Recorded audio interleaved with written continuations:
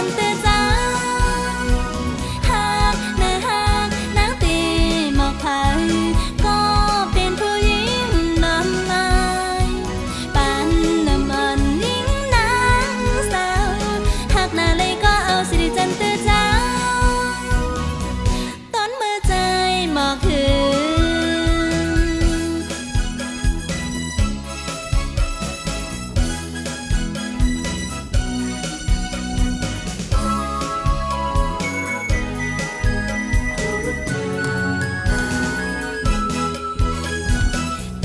คำเงือซ้ำแต่มีความสื่อ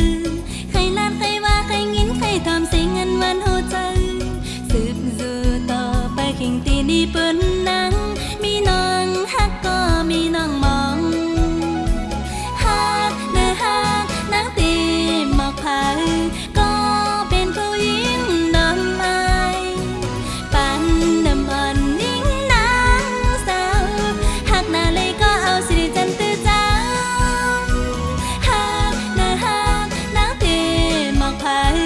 ก็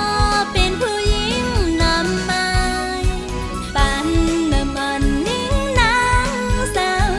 หากนาเลยก็เอาสิริจันเตือจ้าต้นมือใจหมอกถึงฟัง